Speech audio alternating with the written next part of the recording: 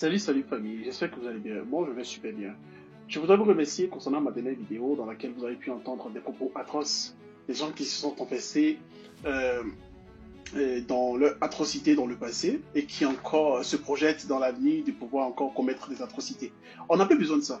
C'est pourquoi je vous invite dans cette deuxième phase à aller sur le compte du gars, il s'appelle Bob le mannequin, général de la Fabula, à signaler massivement son compte pour que ce dernier soit banni de TikTok. Vous voyez? Parce qu'il a plus de 16 000 abonnés. C'est pas une question de jalousie, c'est une question de principe et de morale. On n'a pas besoin des gens qui suivent ce gars-là et qui cautionnent ses faits, qui cautionnent ses atrocités. Je vais aussi rappeler une chose. Je suis certes au PPACI, mais je suis contre toute violence de tous les bords. Voilà. J'ai encore mal aujourd'hui parce que on a vécu des choses atroces dans le passé et il y a des traces qui se voient aujourd'hui. Il y a des traces qui se voient aujourd'hui.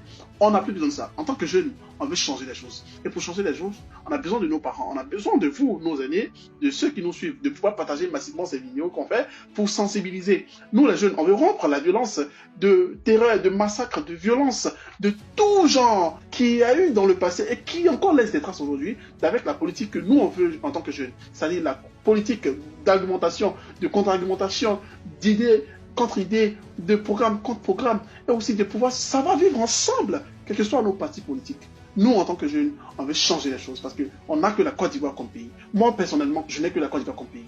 Si vous avez la Côte d'Ivoire comme pays, je pense que vous serez d'accord avec mes propos et vous allez me soutenir pour qu'on puisse ensemble mettre hors d'état de nuit les gens qui ne veulent pas de paix, qui ne veulent que massacrer les Ivoiriens. On n'a plus besoin de ça.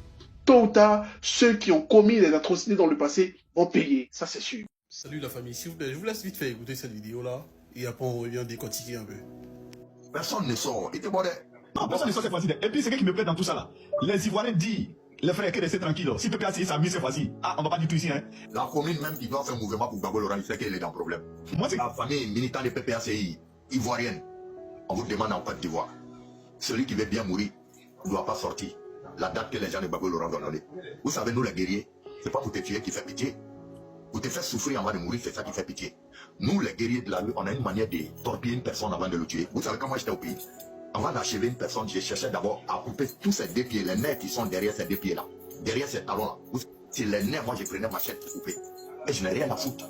Il y a plein de personnes qui sont en Côte d'Ivoire aujourd'hui, sont handicapées. C'est moi qui fais.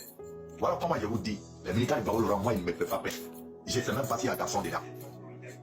À travers cette vidéo, nous voyons des personnes qui pensent qu'elles ont échappé à la justice. Notamment le général de la Fabula, je sais pas c'est quoi, qui se croit le plus fort. Il a avoué avoir tué, massacré, torturé des Ivoiriens. Il est venu ici nous faire part de ses aveux et il pense qu'il pourra échapper à la justice.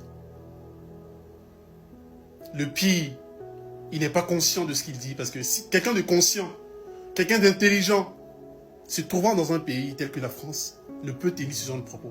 Nous ne sommes pas en Afrique, nous ne sommes pas en Côte d'Ivoire. Là-bas où il n'y a pas d'état de droit.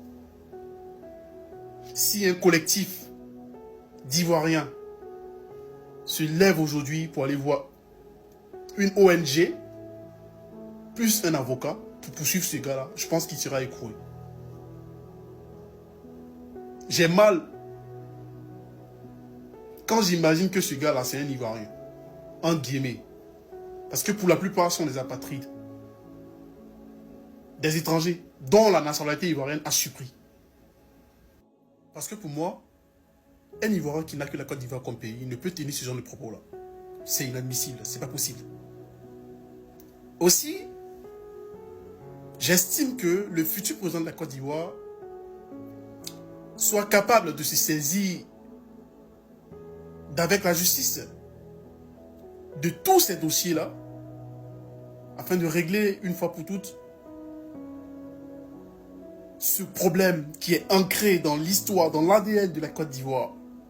Pendant que nous véhiculons des messages de paix, des élections paisibles et inclusives, entendre ce genre de propos-là, de part et d'autre, par des extrémistes, nous montre à quel point les gens ont du mal à se réconcilier, à libérer leur cœur.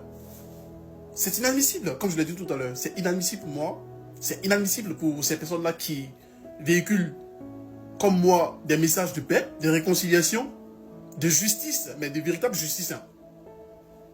Il faut changer les choses. Et j'ai la ferme conviction que le futur président de la Côte d'Ivoire sera capable de nous réunir et de mettre fin à tout cela.